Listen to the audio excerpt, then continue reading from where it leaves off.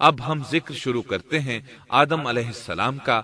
اللہ تعالیٰ فرماتے ہیں وَمَا خَلَقْتُ الْجِنَّ وَالْإِنسَ إِلَّا لِيَعْبُدُونَ، اور میں نے جنوں اور انسانوں کو اپنی عبادت کے لیے پیدا کیا ہے۔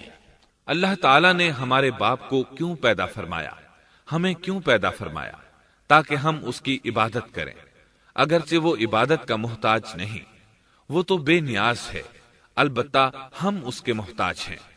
اس کے اسماء بہترین اور حسین ہیں، وہ عالی شان صفات کا مالک ہے۔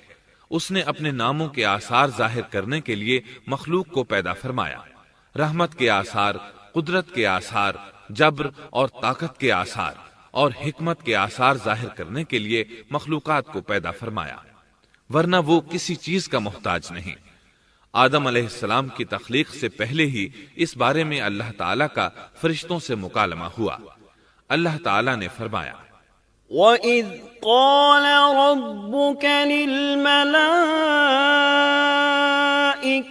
إِنِّي جَاعِلٌ فِي الْأَرْضِ خَلِيفَةً، اور جب تیرے رب نے فرشتوں سے کہا میں زمین میں ایک خلیفہ بنانے والا ہوں۔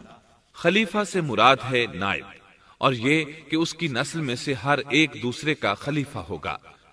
جبکہ سیدنا ابو بکر صدیق رضی اللہ عنہ نبی اکرم صلی اللہ علیہ وسلم کے خلیفہ ہوئے، سو اللہ نے ایک خلیفہ بنانے کا ارادہ فرمایا جو زمین میں حکومت کرے اور اس کو آباد کرے۔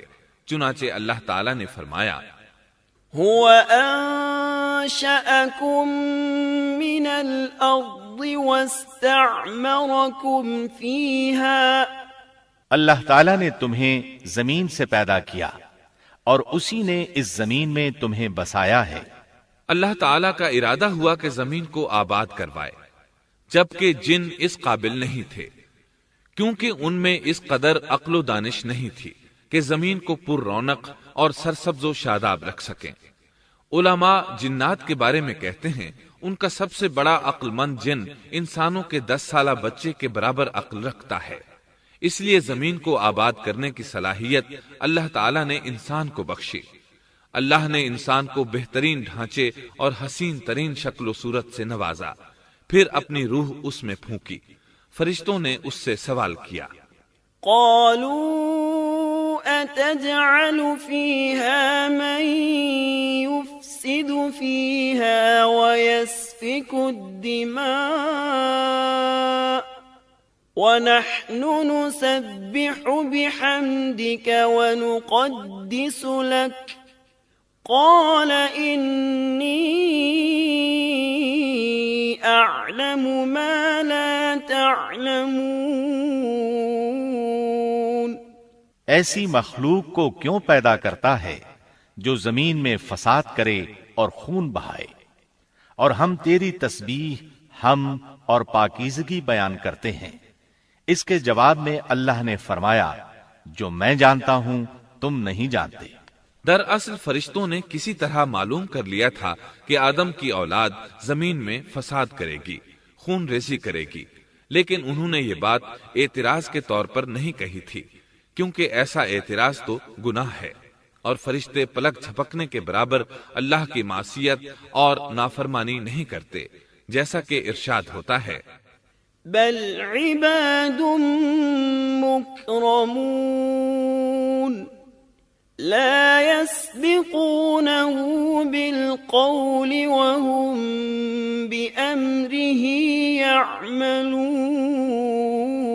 يعملون، بلکہ وہ تو نہایت معزز عبادت گزار ہیں، کسی بات میں اللہ پر پیش دستی اور سبقت نہیں کرتے اور اس کے حکم پر عمل کرتے ہیں۔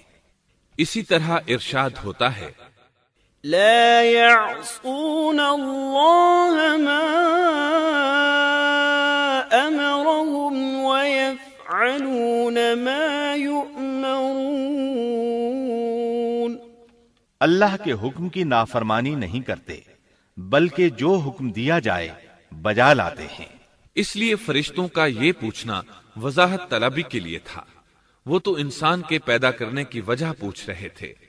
وہ زمین میں جنات کے اعمال اور کرتوت کا مشاہدہ کر چکے تھے، یعنی اللہ تعالیٰ نے انہیں پیدا کر کے اختیار دیا تو وہ فتنہ و فساد اور فسق و فجور میں مبتلا ہو گئے، اور اب ایک اور مخلوق زمین میں بسائی جا رہی تھی، تو اس بات کا امکان تھا کہ یہ مخلوق بھی ان کے نقش قدم پر چلے۔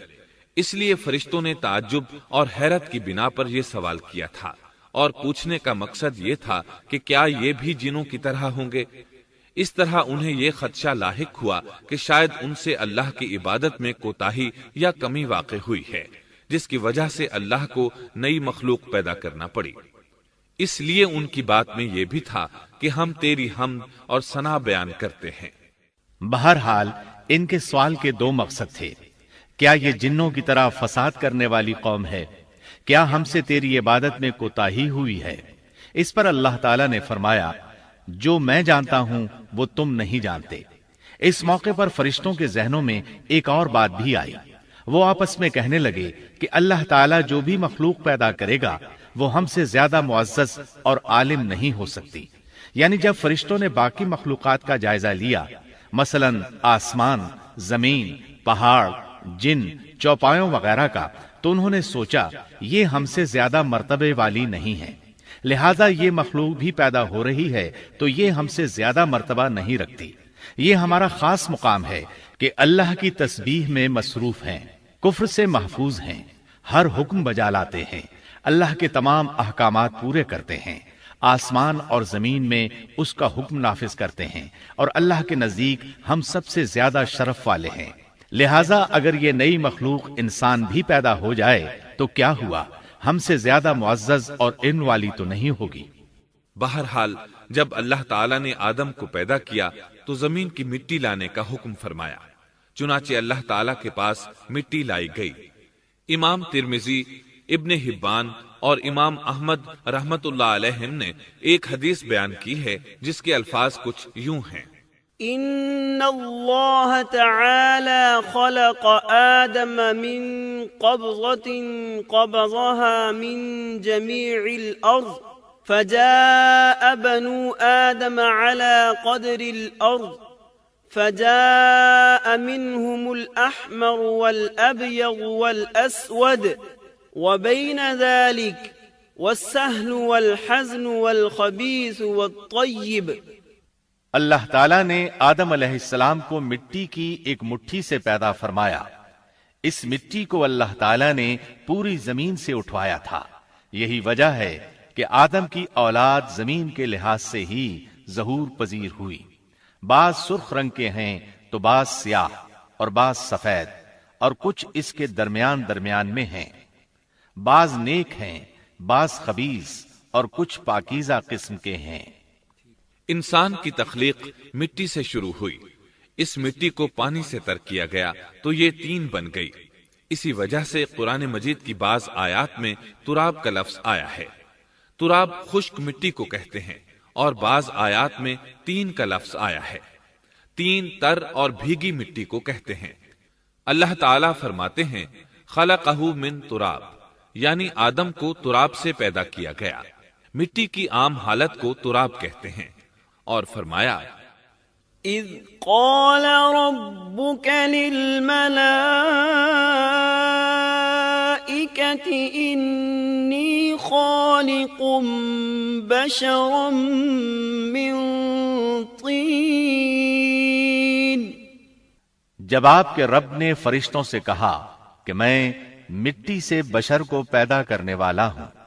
جب اس مٹی کو پانی سے زیادہ بھگویا گیا تو وہ لیسدار ہونا شروع ہو گئی، اسی لیے اللہ تعالیٰ نے فرمایا إِنَّا خَلَقْنَاهُم مِّن طِينٍ لَازِبٍ، ہم نے انسان کو لیسدار اور چپکنے والی مٹی سے پیدا کیا۔ پھر اللہ تعالیٰ نے اپنے مبارک ہاتھوں سے انسان کا ڈھانچہ تیار کیا۔ اللہ نے فرمایا خَلَقْتُ بِيَدَيَّ، میں نے اپنے دونوں ہاتھوں سے پیدا کیا۔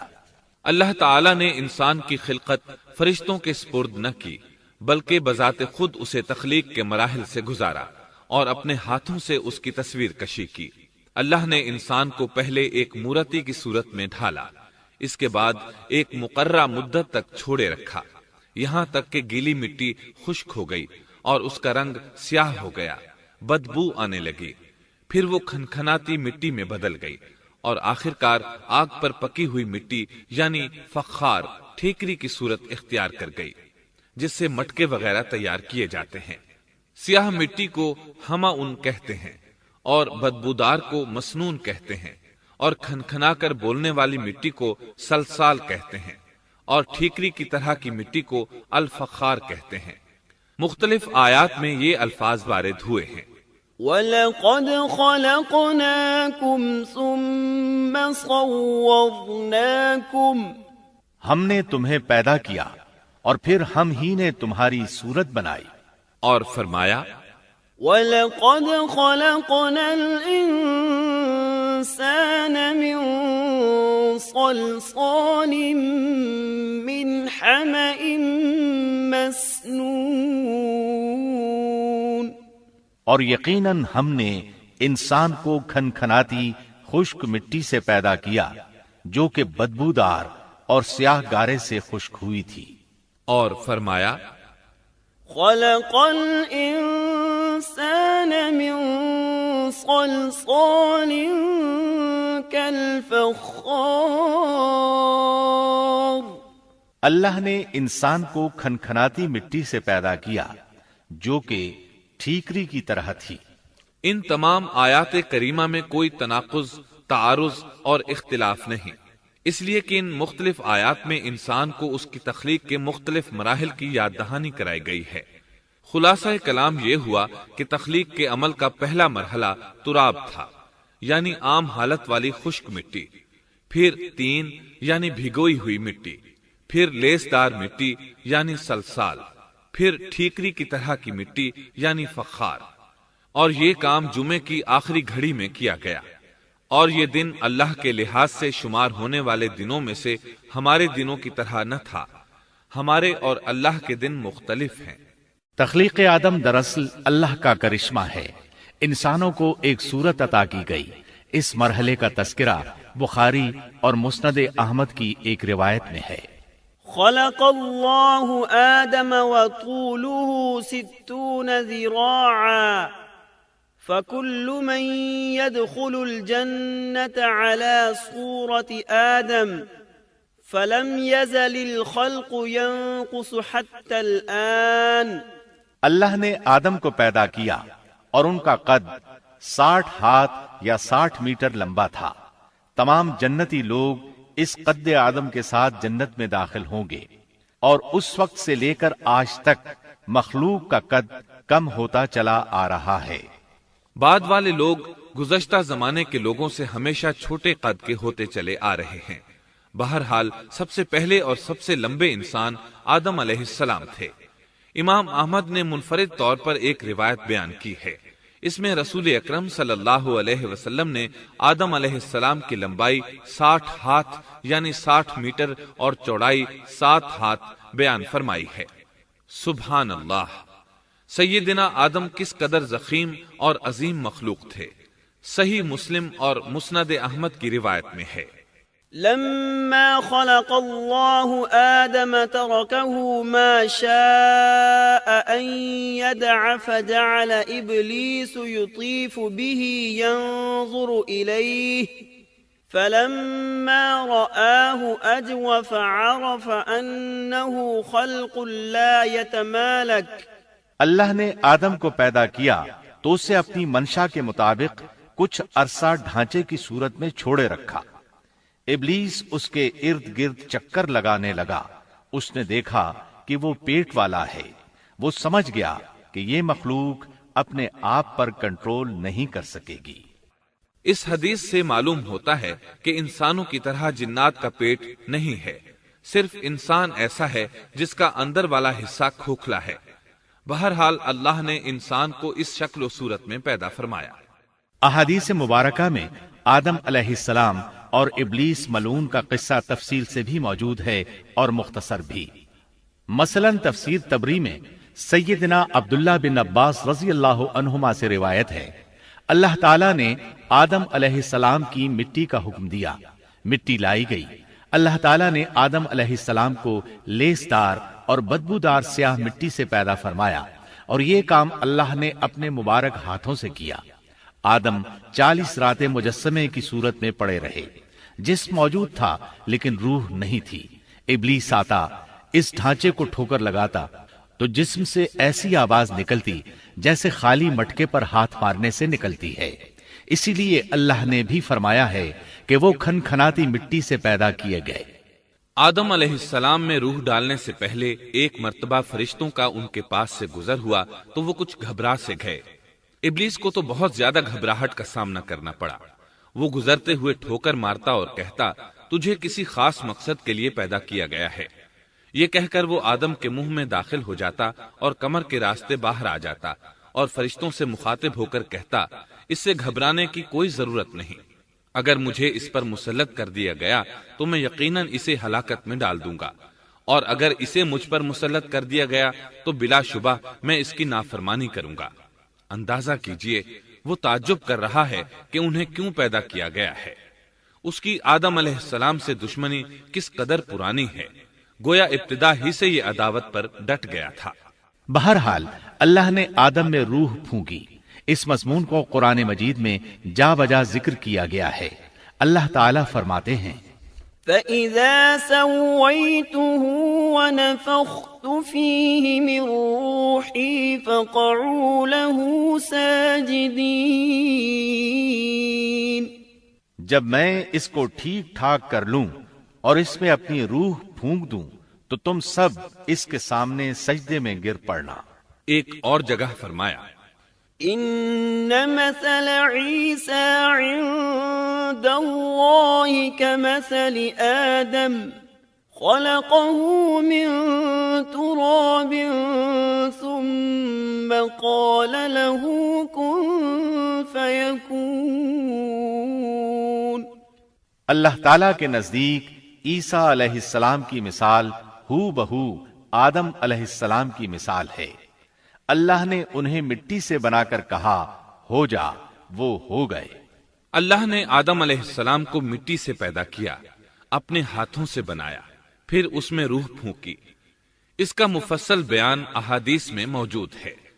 جب ان میں روح پھونکی گئی اور ابتدا میں روح جیسے ہی سر کے اندر داخل ہوئی، آدم علیہ السلام کو چھینک آ گئی۔ فرشتوں نے آدم علیہ السلام سے کہا، الحمدللہ کہیے۔ انہوں نے کہہ دیا۔ اللہ کی اس تعریف کے جواب میں اللہ تعالیٰ نے فرمایا، رحمک ربک، یعنی تجھ پر تیرا رب رحم فرمائے۔ سبحان اللہ، اللہ ذوالجلال والاکرام نے آدم علیہ السلام میں روح مکمل ہونے سے پہلے ہی انہیں اپنی رحمت سے سرفراز فرما دیا۔ بہرحال جب روح ان کی آنکھوں میں داخل ہوئی اور انہوں نے جنت کے پھلوں کو دیکھا تو ان میں غور و فکر کرنے لگے۔ جب روح پیٹ میں داخل ہوئی تو کھانے کی طلب محسوس ہوئی۔ ابھی روح ٹانگوں تک پہنچی نہیں اور کھانے کی خواہش پہلے ہی محسوس ہونے لگی۔ اس جلد بازی اور عجلت کی وجہ سے اللہ تعالیٰ نے فرمایا، خلق الانسان من عجل۔ انسان جلد باز مخلوق ہے۔ جب آدم علیہ السلام کو پیدا کر دیا گیا تو اللہ تعالیٰ نے ان کی پشت پر ہاتھ پھیرا۔ ہاتھ پھیرتے ہی ان کی پشت سے قیامت تک پیدا ہونے والے انسان باہر نکل آئے۔ آدم کی تمام اولاد ان کے سامنے ظاہر ہو گئی، اور یہ بات نہایت وضاحت اور صراحت کے ساتھ قرآن مجید اور احادیث مبارکہ میں موجود ہے۔ مسلم بن یسار رحمت اللہ علیہ بیان کرتے ہیں کہ سیدنا عمر بن خطاب رضی اللہ عنہ سے کسی نے اس آیت کریمہ کے بارے میں پوچھا، وَإِذْ أَخَذَ رَبُّكَ مِن بَنِي آدَمَ مِن ظُهُورِهِمْ ذُرِّيَّتَهُمْ وَأَشْهَدَهُمْ عَلَىٰ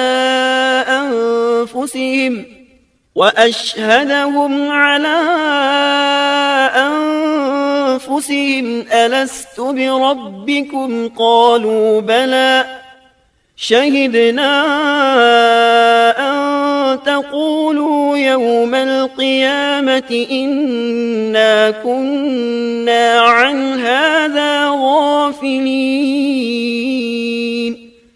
اور جب آپ کے رب نے اولاد آدم کی پشت سے ان کی اولاد کو نکالا اور ان سے انہی کے بارے میں اقرار لیا کہ کیا میں تمہارا رب نہیں؟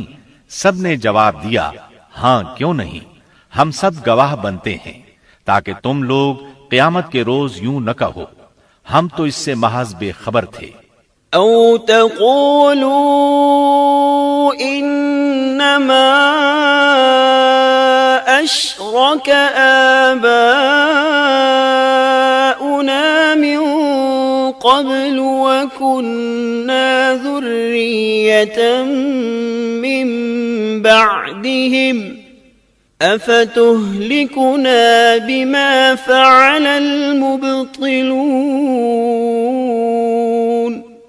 یا یوں کہو کہ پہلے پہلے شرک تو ہمارے بڑوں نے کیا اور ہم ان کے بعد ان کی نسل میں ہوئے، لہذا کیا تو ان غلط راہ والوں کے فعل پر ہمیں ہلاکت میں ڈالے گا؟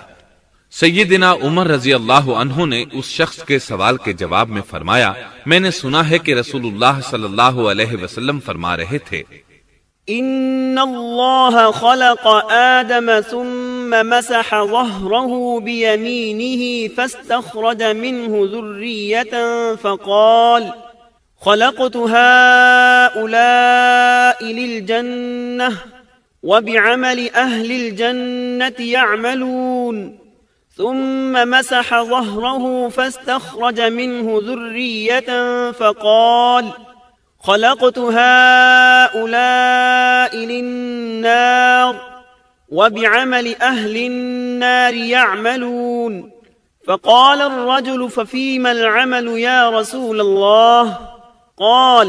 فقال رسول الله صلى الله عليه وسلم إن الله إذا خلق العبد للجنة استعمله بعمل أهل الجنة حتى يموت على عمل من أعمال أهل الجنة فيدخله الله الجنة، وإذا خلق العبد للنار استعمله بعمل أهل النار حتى يموت على عمل من أعمال أهل النار فيدخله الله النار۔ اللہ نے آدم علیہ السلام کو پیدا کیا، پھر اپنے دائیں ہاتھ کو اس کی پشت پر پھیرا اور اس سے نسل انسانی کو باہر نکالا اور ان کی طرف اشارہ کر کے فرمایا میں نے انہیں جنت کے لیے پیدا کیا ہے اور یہ جنت والوں کے اعمال کریں گے۔ پھر اپنے ہاتھ کو دوبارہ آدم علیہ السلام کی پشت پر پھیرا اور اس سے نسل انسانی کو باہر نکالا اور ان کی طرف اشارہ کر کے فرمایا میں نے انہیں آگ کے لیے پیدا کیا ہے اور یہ آگ والوں کے اعمال کریں گے۔ اس پر ایک شخص نے نبی اکرم صلی اللہ علیہ وسلم سے سوال کیا، اے اللہ کے رسول صلی اللہ علیہ وسلم، تو پھر ہمارے اعمال کس حساب میں شمار ہوں گے؟ آپ نے جواب میں فرمایا، اللہ تعالیٰ جب کسی بندے کو جنت کے لیے پیدا کرتا ہے تو اس سے جنت والوں کے کام کرواتا ہے، حتیٰ کہ جنت والے اعمال میں سے ہی کسی عمل پر اس کا موت سے سامنا ہوتا ہے، اس وجہ سے اللہ اسے جنت میں داخل کرتا ہے، اور جب اللہ کسی بندے کو آگ کے لیے پیدا کرتا ہے تو اسے آگ والے اعمال پر لگا دیتا ہے، یہاں تک کہ وہ آگ والے اعمال میں سے کسی عمل پر مرتا ہے، اس کی وجہ سے اللہ اسے آگ میں داخل کر دیتا ہے۔ ہر شخص کے لیے اس کام میں آسانی پیدا کر دی جاتی ہے جس کے لیے وہ پیدا کیا گیا ہے۔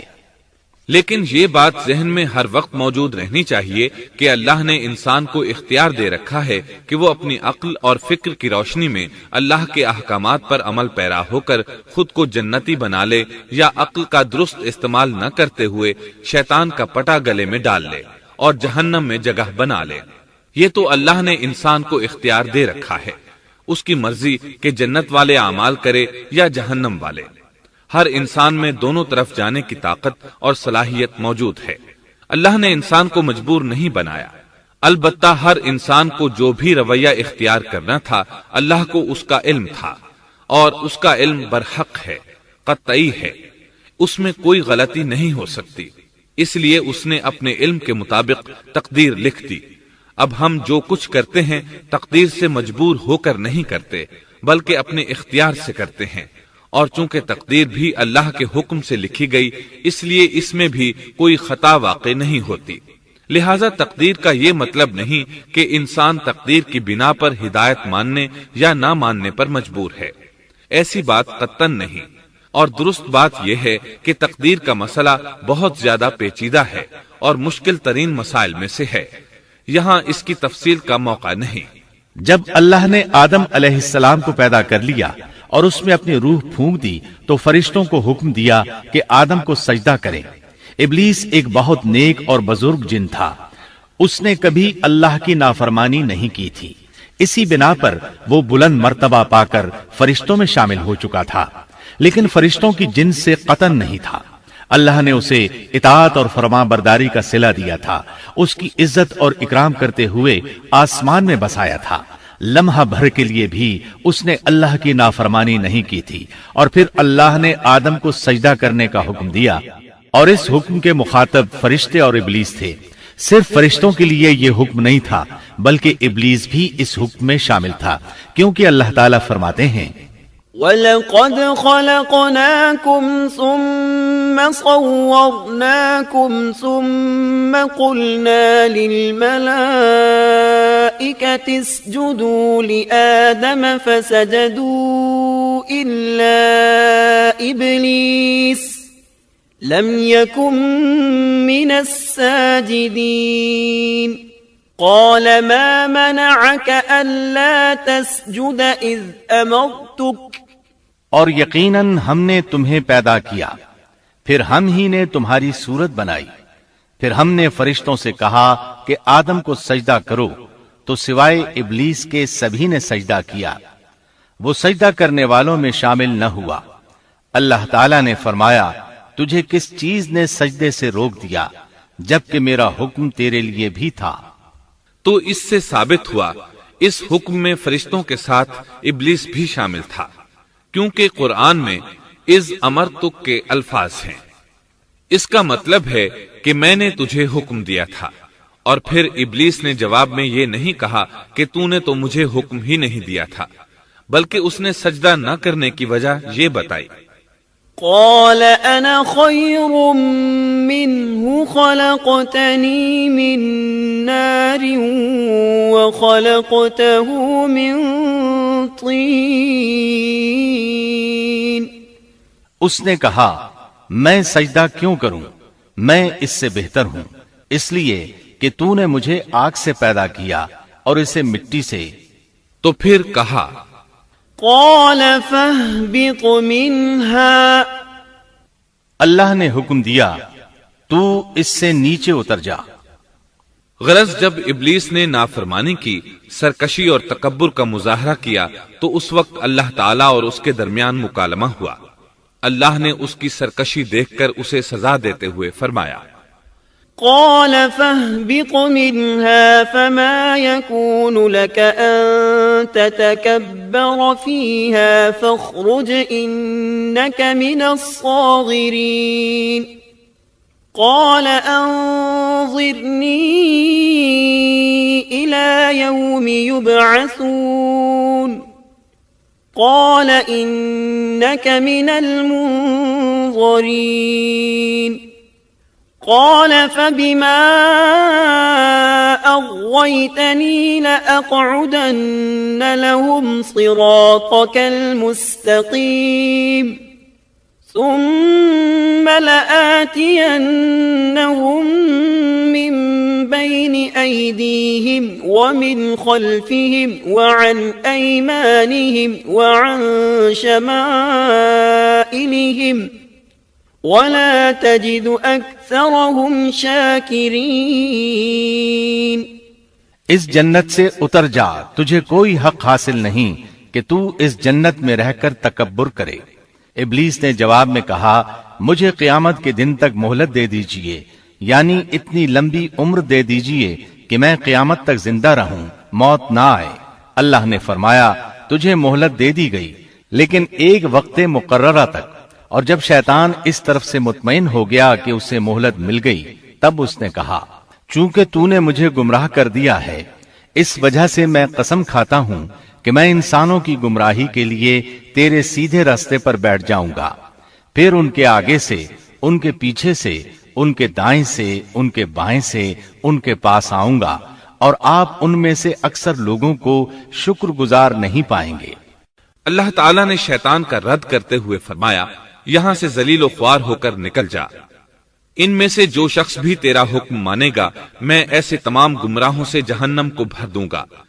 جو انسان بھی تیرا پیروکار بنے گا وہ جہنم کا مستحق اور حقدار ٹھہرے گا۔ قرآن مجید میں دوسرے مقامات پر بھی اس گفتگو کو نئے پیرائے میں دہرایا گیا ہے۔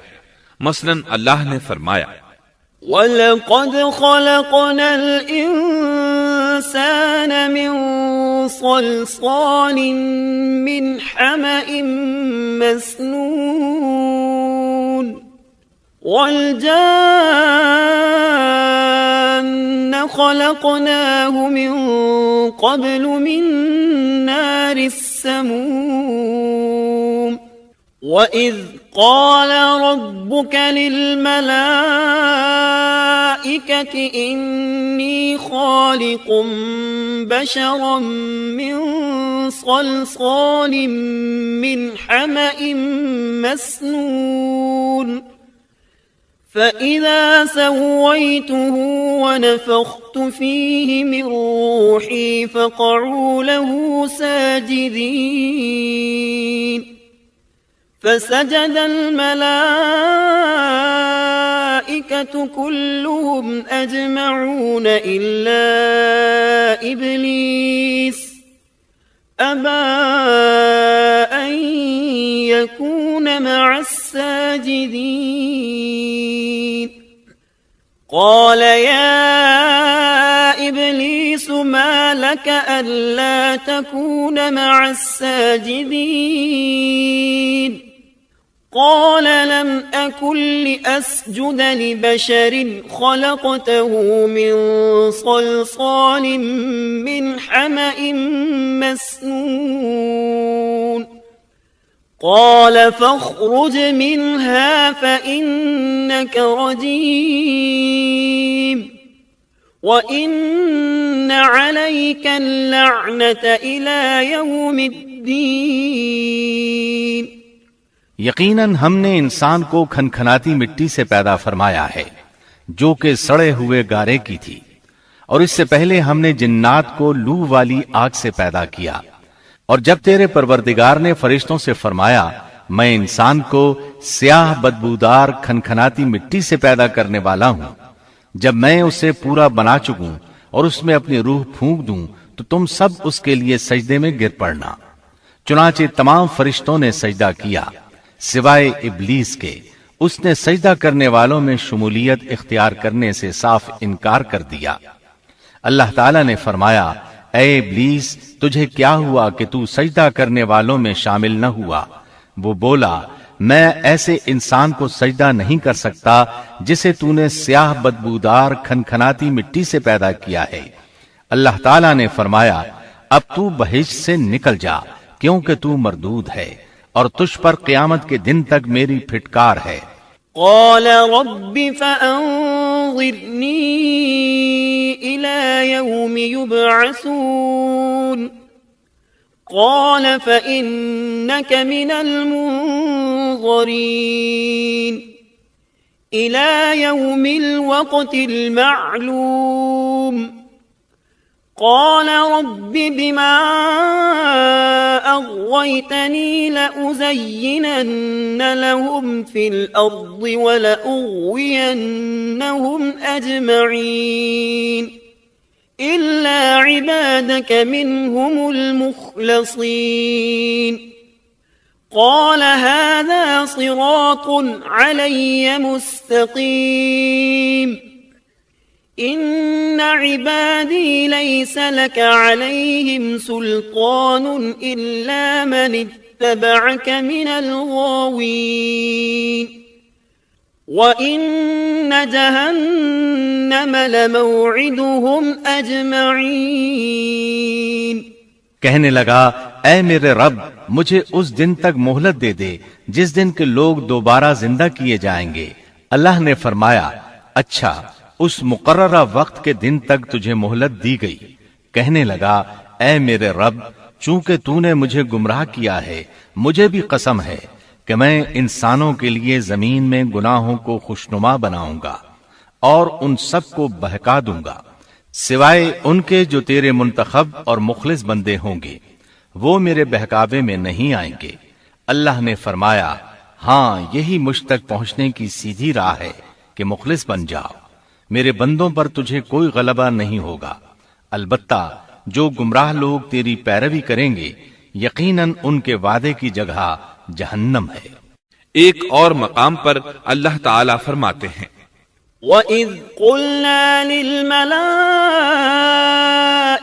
اسْجُدُوا لِآدَمَ فَسَجَدُوا إِلَّا إِبْلِيسَ قَالَ أَأَسْجُدُ لِمَنْ خَلَقْتَ طِينًا قال أرأيتك هذا الذي كرمت علي لئن أخرتني إلى يوم القيامة لأحتنكن ذريته إلا قليلا قال اذهب فمن تبعك منهم فإن جهنم جزاؤكم جزاء موفورا. جب ہم نے فرشتوں کو حکم دیا کہ آدم کو سجدہ کرو تو ابلیس کے سوا سب نے سجدہ کیا. اس نے کہا کیا میں اسے سجدہ کروں جسے تو نے مٹی سے پیدا کیا ہے؟ اچھا دیکھ لے، اسے تو نے مجھ پر فضیلت دی ہے، اگر مجھے بھی تو نے قیامت تک ڈھیل دی تو میں سوائے چند لوگوں کے اس کی اولاد کو گمراہ کروں گا. اس پر اللہ نے فرمایا جا، ان میں سے جو بھی تیرا فرمانبردار ہو جائے گا تو تم سب کی سزا جہنم ہے جو پورا پورا بدلہ ہے.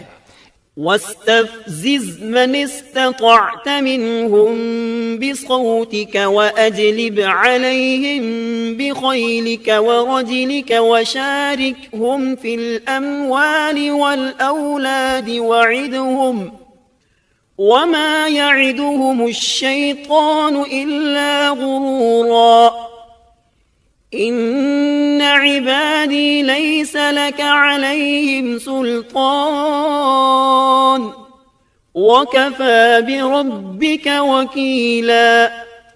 ان میں سے تو جسے بھی اپنی آواز کے ساتھ بہکا سکتا ہے بہکا لے، اور ان پر اپنے سوار اور پیادے چڑھا لا، یعنی اپنے گھڑ سوار لشکر اور پیدل لشکر کو چڑھا کر لے آ، اور اپنا ہر داؤ، ہر ترکیب اور ہر اسلحہ استعمال کر لے، اور ان کے مالوں اور اولاد میں بھی شرکت کر لے، اور تو انہیں دل بہلانے والے وعدے دے لے، یعنی ان کے برے اعمال بنا سنوار کر انہیں دکھا اور غلط خواہشات دلا، جنت، دوزخ اور دوبارہ زندہ نہ ہونے کے وعدے دے، اور ان سے شیطان کے جتنے بھی وعدے ہوتے ہیں سب کے سب سراسر فریب ہیں. یقیناً میرے سچے بندوں پر تیرا کوئی قابو اور غلبہ نہیں ہوگا، تیرا رب کارسازی کرنے والا کافی ہے. اسی طرح بہت سی آیات میں پہلی معصیت الہی کا ذکر کیا گیا ہے. سب سے پہلا نافرمان ابلیس ملعون تھا. وہ خبیث اللہ کے سامنے تکبر اور انات سے بھرپور جواب دیتا رہا. اسی وجہ سے اللہ نے اسے کافر کا لقب دیا. کافر اسے کہتے ہیں جو نعمت کا انکار کرے. اللہ نے اس پر اتنا فضل و کرم اور انعام و احسان کیا کہ بلند ترین مرتبے تک پہنچا دیا، لیکن اس نے اللہ کی اس نعمت کی قدر نہ کی، پرواہ نہ کی اور کفر کا راستہ اختیار کیا. اللہ تعالیٰ فرماتے ہیں اذ قال ربك للملائكة انی خالق بشرا من طین فإذا سويته ونفخت فيه من روحي فقعوا له ساجدين فسجد الملائكة كلهم أجمعون إلا إبليس استكبر وكان من الكافرين. جبکہ آپ کے رب نے فرشتوں سے فرمایا کہ میں مٹی سے ایک انسان کو پیدا کرنے والا ہوں، سو جب میں اسے ٹھیک ٹھاک کر لوں اور اس میں اپنی روح پھونک دوں تو تم سب اس کے سامنے سجدے میں گر پڑنا۔ چنانچہ تمام فرشتوں نے سجدہ کیا مگر ابلیس نے نہ کیا اور اس نے تکبر کیا، وہ کافروں میں سے تھا۔ سب سے پہلا گناہ تکبر تھا، اسی لیے علماء کرام فرماتے ہیں تمام گناہوں کی جڑ تکبر اور غرور ہے۔ نبی اکرم صلی اللہ علیہ وسلم نے اپنی امت کو تکبر نہ کرنے کا سختی سے حکم فرمایا، اس کی برائی، وبال اور ہلاکت سے آگاہ فرمایا۔ آپ نے فرمایا لا ينظر الله إلى من جر ثوبه خيلاء اللہ اس شخص کی طرف رحمت سے دیکھے گا بھی نہیں جس نے تکبر کی بنا پر کپڑا ٹخنوں سے نیچے لٹکایا۔ اس کے علاوہ نبی صلی اللہ علیہ وسلم نے تو مطلقاً فرما دیا لا يدخل الجنة من كان في قلبه مثقال ذرة من كبر، وہ شخص جنت میں داخل ہونے کے قابل نہیں جس کے دل میں ذرہ برابر بھی تکبر ہے۔ جو شخص اپنے کپڑے، اپنے مکان اور اپنے قبیلے پر فخر کرتا ہے اس سے اللہ کی رحمت اٹھ جاتی ہے۔ اسی لیے نبی صلی اللہ علیہ وسلم نے جب اپنے صحابہ کرام کو دیکھا کہ مہاجر صحابی انصار صحابہ کے خلاف اور انصاری صحابی مہاجرین صحابہ کے خلاف آواز لگا رہے ہیں تو آپ نے فرمایا دعوها فإنها منتنہ، اس جاہلیت والی پکار کو چھوڑو، یہ بہت بدبودار ہے۔ برادری کی بنیاد پر لڑنا، باہم فخر کرنا برے نتائج کا ذریعہ ہے۔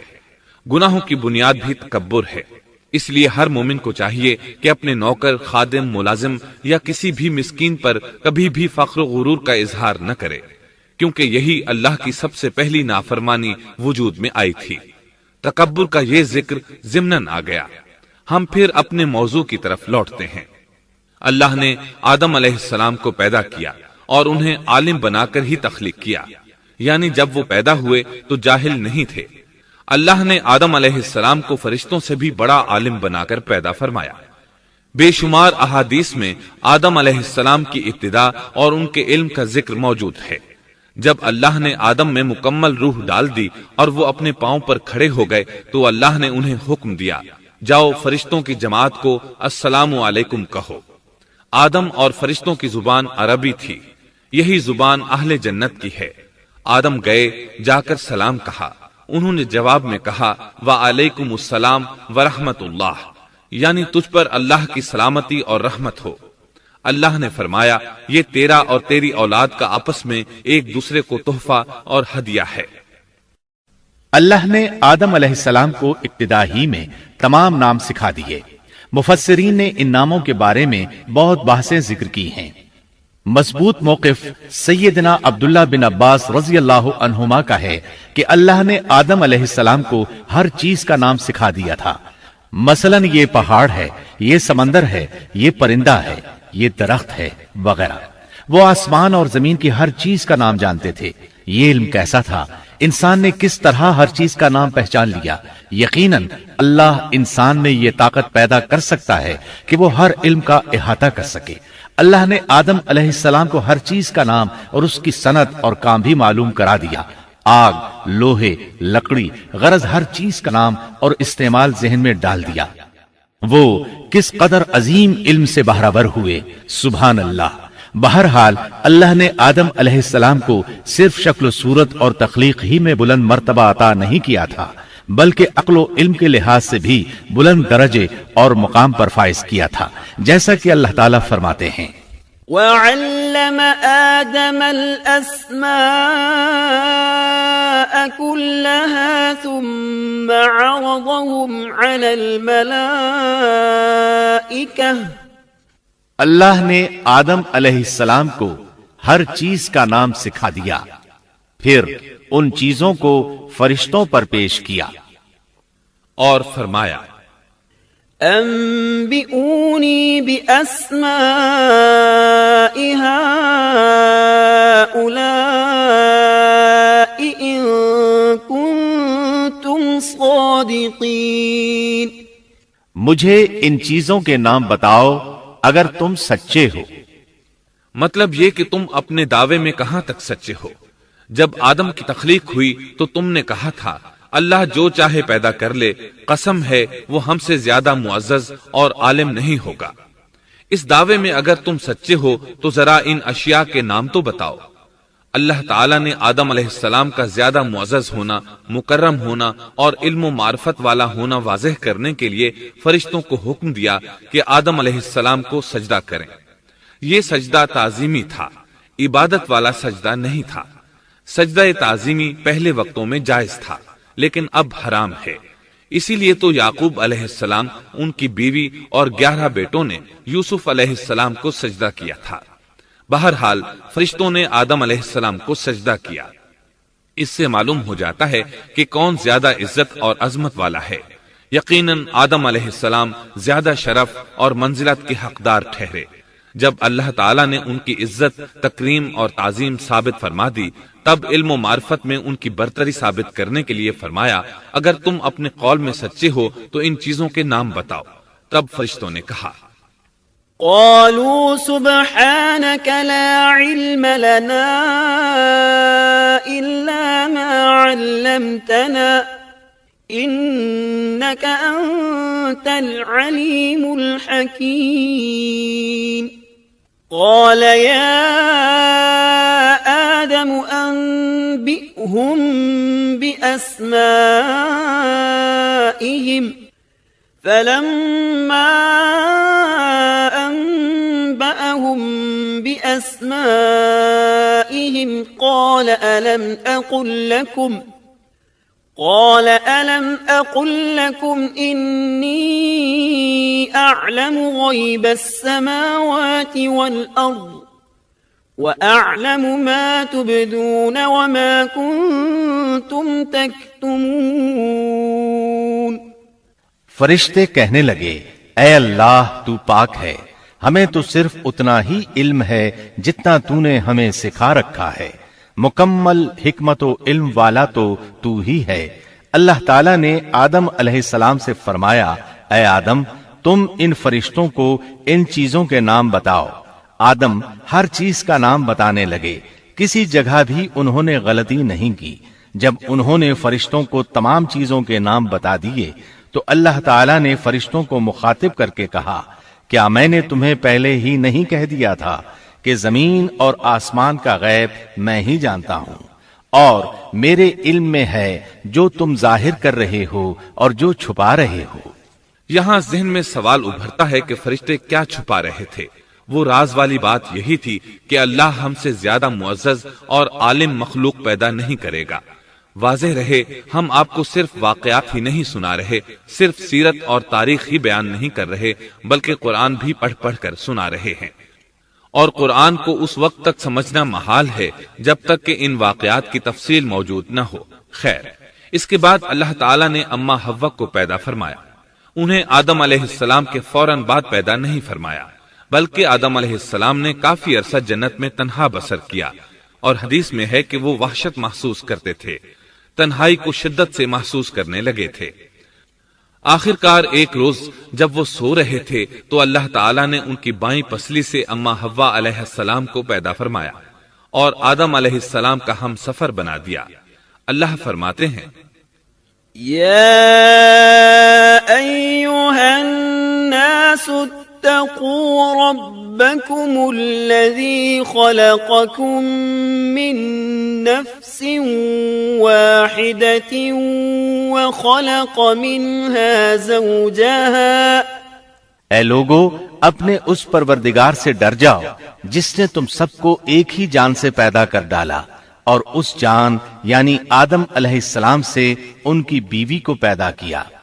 آدم علیہ السلام کے وجود ہی سے حوا کا وجود بنایا گیا، وہ کوئی الگ مخلوق نہیں تھی۔ جب آدم علیہ السلام بیدار ہوئے تو انہوں نے اپنے قریب ایک عورت کو بیٹھے دیکھا۔ پوچھنے لگے تم کون ہو؟ حوا علیہ السلام نے کہا عورت۔ آدم علیہ السلام نے پھر پوچھا تجھے کس لیے پیدا کیا گیا ہے؟ وہ بولی آپ کے لیے، تاکہ آپ مجھ سے سکون اور انس حاصل کریں۔ جب فرشتوں نے آدم علیہ السلام کو ایک عورت سے باتیں کرتے دیکھا تو کہنے لگے اب ایک اور نئی مخلوق پیدا کی گئی ہے۔ آدم علیہ السلام نے ان مخلوقات کا نام تو بتا دیا تھا جو مشہور و معروف تھیں، ان کا نام پوچھنا چاہیے۔ انہوں نے آدم علیہ السلام سے سوال کیا، انہوں نے فوراً جواب دیا حوا، اس لیے کہ اللہ نے تو آپ کو ہر چیز کا نام سکھا دیا تھا۔ فرشتوں نے کہا ان کا نام حوا کیوں رکھا گیا ہے؟ آدم علیہ السلام نے جواب دیا اس لیے کہ اسے ایک زندہ چیز سے پیدا کیا گیا ہے، حیات کی نسبت سے حوا نام رکھا گیا۔ مسلم شریف میں ہے، سیدنا ابو ہریرہ رضی اللہ عنہ روایت کرتے ہیں کہ رسول اللہ صلی اللہ علیہ وسلم نے فرمایا، من كان يؤمن بالله واليوم الآخر فإذا شهد أمرا فليتكلم بخير أو ليسكت واستوصوا بالنساء خيرا فإن المرأة خلقت من ضلع وإن أعوج شيء في الضلع أعلاه إن ذهبت تقيمه كسرته وإن تركته لم يزل أعوج استوصوا بالنساء خيرا۔ جو شخص اللہ اور آخرت کے دن پر ایمان رکھتا ہے، جب وہ کسی معاملے کے لیے حاضر ہو تو بھلائی والی بات کرے یا خاموش رہے، اور عورتوں کے بارے میں بھلائی کی وصیت حاصل کر لو، یعنی ان کے ساتھ اچھا سلوک کرو، کیونکہ عورت پسلی سے پیدا کی گئی ہے اور پسلی میں زیادہ ٹیڑھا حصہ اوپر والا حصہ ہوتا ہے۔ اگر تم اس کو سیدھا کرنا چاہو گے تو توڑ ڈالو گے، اور اگر اس کو چھوڑ دو گے تو وہ اسی طرح ہمیشہ ٹیڑھی رہے گی۔ عورتوں کے بارے میں بھلائی کی وصیت حاصل کر لو۔ مطلب یہ کہ اسی حالت میں گزر بسر کرو، عورتوں کے بارے میں بھلائی کی وصیت حاصل کر لو۔ اس حدیث کا مطلب یہ ہے کہ عورتوں پر جبر کر کے زبردستی ان کی طبیعت کو بدلا نہیں جا سکتا، اور عورت ذات کو نہایت نرمی اور پیار سے رکھو۔ ان کی طبیعتوں میں ٹیڑھا پن ہے، وہ کبھی جذبات سے مغلوب ہو جاتی ہے اور عقل کھو بیٹھتی ہے۔ اگر کوئی اسے سیدھا کرنا چاہے تو اس سے لا تعلقی، دوری اور طلاق کی نوبت آ جائے گی۔ اگر اسے چھوڑ دو گے تو ٹیڑھا پن برقرار رہے گا۔ مرد کو بہت حوصلے سے اس صورتحال کو سنبھالنا چاہیے۔ احادیث میں سیدنا ابراہیم علیہ السلام کی زوجہ سیدہ سارہ علیہ السلام کا قصہ موجود ہے۔ وہ حوا علیہ السلام کے بعد کائنات کی سب سے زیادہ خوبصورت عورت تھی۔ احادیث سے یہ اشارہ ملتا ہے کہ حوا علیہ السلام ابتدائے انسانیت سے لے کر قیامت تک پیدا ہونے والی تمام عورتوں میں خوبصورت تھیں۔ اب ابلیس لگا اپنے وسوسے شروع کرنے۔ آدم اور حوا علیہم السلام دونوں اللہ کے حکم سے جنت میں تھے کہ شیطان نے انہیں پھسلانے کی کوشش شروع کر دی۔ اللہ تعالیٰ فرماتے ہیں، وَقُلْنَا يَا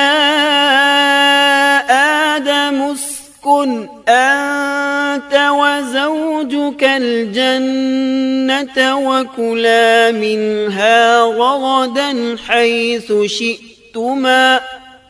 اور ہم نے کہہ دیا اے آدم، تم اور تمہاری بیوی جنت میں رہو اور جہاں سے چاہو با فراغت کھاؤ۔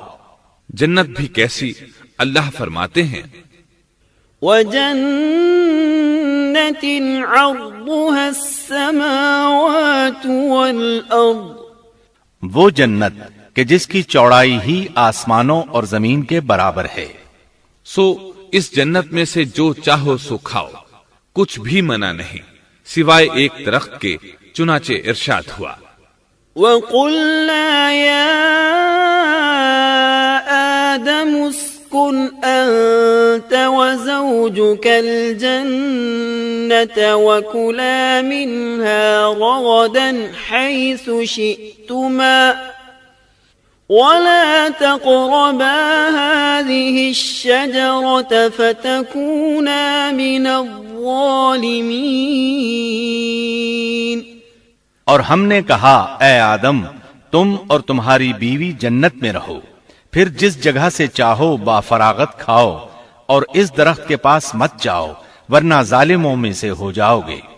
ایک اور جگہ فرمایا، وَإِذْ قُلْنَا لِلْمَلَائِكَةِ اسْجُدُوا لِآدَمَ فَسَجَدُوا إِلَّا إِبْلِيسَ إبليس أبى فقلنا يا آدم إن هذا عدو لك ولزوجك فلا يخرجنكما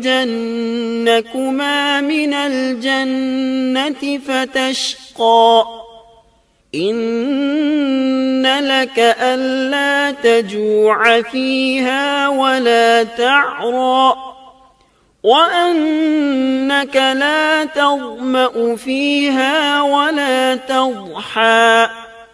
اور جب ہم نے فرشتوں سے کہا کہ آدم کو سجدہ کرو تو ابلیس کے سوا سب نے سجدہ کیا. ابلیس نے انکار کیا تو ہم نے کہا اے آدم یہ تیرا اور تیری بیوی کا دشمن ہے، خیال رکھنا ایسا نہ ہو کہ وہ تم دونوں کو جنت سے نکلوا دے اور تو مصیبت میں پڑ جائے. یہاں تو تجھے آرام ہے، نہ تو بھوکا ہے اور نہ ننگا، اور نہ تو یہاں پیاسا ہوتا ہے نہ دھوپ سے تکلیف اٹھاتا ہے. گویا اللہ نے سیدنا آدم علیہ السلام کو وسوسے سے پہلے ہی خبردار کر دیا تھا. ان آیات سے یہ بھی پتا چلا کہ انسان سے ابلیس کی عداوت اور دشمنی ابتدا ہی سے چلی آ رہی ہے، اور یہ بھی ثابت ہوا کہ جو لوگ کہتے ہیں کہ انسان ابتدا میں ننگا تھا ان کا قول صحیح نہیں، اس لیے کہ اللہ تعالیٰ نے جنت میں بھی آدم علیہ السلام پر لباس رکھا اور زمین میں بھی لباس نازل کر دیا، جیسا کہ اللہ تعالیٰ فرماتے ہیں يا بني آدم قد أنزلنا عليكم لباسا يواري سوآتكم وريشا ولباس التقوى ذلك خير. اے آدم کی اولاد، ہم نے تم پر لباس کو نازل کیا جو تمہاری شرمگاہوں کو چھپاتا ہے اور زینت کا سبب بھی ہے، اور تقوی کا لباس اس سے بھی بہتر ہے. لہذا آدم ابتدا میں ننگے نہیں تھے، انہیں تو ننگے پن کا علم ہی نہیں تھا، نہ ہی ان کی بیوی کو برہنہ ہونے کا علم تھا. اللہ نے آدم علیہ السلام کو کامل نعمتوں سے نوازا، بھوک نہ پیاس، یہاں تک کہ پیاس کے اسباب سے بھی محفوظ، نہ گرمی اور نہ دھوپ، پھر بے انتہا حسن و جمال، مشقت نہ تکلیف، بدبختی نہ بدقسمتی. آدم اور حوا علیہ السلام کے دلوں میں وسوسہ ڈالنے کے بارے میں بھی قرآن نے روشنی ڈالی ہے. فوسوس لهما الشیطان، پھر شیطان نے ان دونوں کے دلوں میں وسوسہ ڈالا. یہ وسوسہ اس نے ان دونوں کو طمع دلانے کی صورت میں پورا کیا، اور یہ طمع دلائی کہ اس درخت کو کھانے سے ہمیشگی اور بقا ملتی ہے اور کبھی نہ ختم ہونے والی بادشاہت حاصل ہوتی ہے. اور اس وسوسے کا مقصد یہ تھا لِيُبْدِيَ لَهُمَا مَا وُورِيَ عَنْهُمَا مِنْ سَوْآتِهِمَا، تاکہ ان کا پردہ بدن جو ایک دوسرے سے پوشیدہ تھا دونوں کے روبرو بے پردہ کر دے. ان کی شرمگاہوں کو ننگا کرنے کے لیے اس نے ایسا کیا. وہ دونوں کپڑے میں ملبوس تھے، ستر ڈھانپ رکھا تھا. جب انہوں نے اس درخت سے کھایا تو لباس نیچے گر گیا، دونوں برہنہ ہو گئے. یہی شیطان چاہتا تھا کہ انہیں برہنہ کر دے، اللہ کی نافرمانی پر اکسائے. ارشاد ہوتا ہے فوسوس إليه الشيطان قال يا آدم هل أدلك على شجرة الخلد وملك لا يبلى. شیطان نے انہیں وسوسہ ڈالا، کہنے لگا اے آدم کیا میں تجھے دائمی زندگی کا درخت اور وہ بادشاہت نہ بتلا دوں جو کبھی پرانی نہ ہو؟ جب تم اس درخت سے کھاؤ گے تو ہمیشہ زندہ رہنے والے بن جاؤ گے اور زبردست بادشاہت حاصل کر لو گے. اس نے یہ تمنا بھی دلائی. وقال ما نهاكما ربكما عن هذه الشجرة إلا أن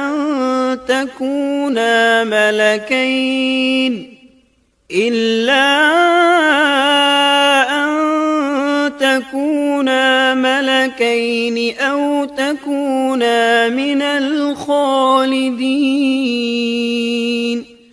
تمہارے رب نے تم دونوں کو اس درخت سے اس لیے منع کیا ہے کہ تم دونوں فرشتے نہ بن جاؤ یا ہمیشہ زندہ رہنے والے نہ بن جاؤ. یعنی تم اس درخت سے کھا لو گے تو فرشتے بن جاؤ گے اور ہمیشہ قائم دائم رہو گے. پھر وہ وسوسہ ڈالتے ہوئے جھوٹی قسمیں کھانے لگا جیسا کہ ارشاد ہوتا ہے. وَقَاسَمَهُمَا إِنِّي لَكُمَا لَمِنَ النَّاصِحِينَ. اور ان دونوں کے روبرو قسمیں کھانے لگا کہ یقین آ جائے میں آپ کا خیر خواہ ہوں. اللہ کی قسم کھانے لگا اور اس وقت سے جھوٹی قسموں کی ابتدا ہوئی. اس نے ان دونوں کو فریب دے کر بہکا لیا جیسا کہ فرمایا فَدَلَّاهُمَا بِغُرُورٍ، یعنی دھوکے سے انہیں پھسلایا حالانکہ انہیں کسی چیز کی کمی نہیں تھی. بھلا وہاں کیا محتاجی ہو سکتی تھی؟ جنت میں سکون سے زندگی بسر کر رہے تھے. جنت سے بڑھ کر کیا چاہیے؟ ہمیشہ کے لیے جنت مل چکی تھی. اللہ تعالیٰ فرماتے ہیں فَلَمَّا ذَاقَا الشَّجَرَةَ بَدَتْ لَهُمَا سَوْآتُهُمَا وَطَفِقَا يَخْصِفَانِ عَلَيْهِمَا مِنْ وَرَقِ الْجَنَّةِ. ان دونوں نے جب درخت کو چکھا دونوں کا پردہ بدن ایک دوسرے کے روبرو کھل گیا. دونوں اپنے بدنوں پر درختوں کے پتے جوڑ جوڑ کر رکھنے لگے. کپڑے اترنے پر دونوں کو حیا آئی، اس لیے کہ انسان کی فطرت میں برہنہ ہونے کی ناپسندیدگی شامل ہے. برہنہ ہو گئے تو کوئی لباس نہیں تھا، اس لیے درختوں کے پتے جوڑ کر جسم ڈھانپنے لگے. حدیث میں آیا ہے آدم بھاگنے لگے تو اللہ نے پکارا آدم مجھ سے بھاگتے ہو؟ آدم بولے اللہ میں شرم کی بنا پر بھاگ رہا ہوں اور اس وجہ سے کہ تیرے سامنے برہنہ کیسے رہوں، پھر یہ کہ نافرمانی کا ارتکاب بھی کر چکا ہوں. یہاں ایک سوال پیدا ہوتا ہے دونوں میں سے پہلے کھانے والا کون تھا؟ اس بارے میں راجح قول یہ ہے کہ وہ حوا علیہ السلام تھی. انہی نے آدم علیہ السلام کو طمع دلاتے ہوئے اس غلطی پر آمادہ کیا تھا، جیسا کہ بخاری شریف میں نبی اکرم صلی اللہ علیہ وسلم نے فرمایا لولا حواء لم تخن انثى زوجها. اگر حوا نہ ہوتی تو کوئی عورت اپنے خاوند سے خیانت نہ کرتی. حوا علیہ السلام نے انہیں غلطی میں مبتلا کیا تھا. اگر حوا علیہ السلام نہ ہوتی تو آدم بھی خیانت میں مبتلا نہ ہوتے اور نہ معصیت میں مبتلا ہوتے. تب اللہ نے انہیں پکارا وَنَادَاهُمَا رَبُّهُمَا أَلَمْ أَنْهَكُمَا أَنْ تِلْكُمَا الشَّجَرَةِ وَأَقُلْ لَكُمَا إِنَّ الشَّيْطَانَ لَكُمَا عَدُوٌّ مُبِينٌ. کیا میں نے تم دونوں کو اس درخت سے نہیں روکا تھا اور کیا یہ نہیں کہا تھا کہ شیطان تمہارا کھلا دشمن ہے؟ اب توجہ طلب بات یہ ہے کہ اس موقع پر دونوں نے کیا طرز عمل اختیار کیا. کیا وہ دونوں اپنی معصیت پر بضد رہے اور تکبر کرنے لگے جیسا کہ ابلیس نے سجدہ کرنے سے انکار کیا تھا اور پھر لگا تھا اپنی معصیت پر اصرار کرنے، یا ان دونوں نے توبہ کر لی؟ جی ہاں، دونوں نے توبہ کر لی جیسا کہ قرآن مجید میں آتا ہے قَالَا رَبَّنَا ظَلَمْنَا أَنفُسَنَا وَإِن لَّمْ تَغْفِرْ لَنَا وَتَرْحَمْنَا لَنَكُونَنَّ مِنَ الْخَاسِرِينَ. دونوں نے کہا اے ہمارے رب، ہم نے اپنا بڑا نقصان کیا، اور اگر تو ہماری مغفرت نہ کرے گا اور ہم پر رحم نہ کرے گا تو واقعی ہم خسارہ پانے والوں میں سے ہو جائیں گے.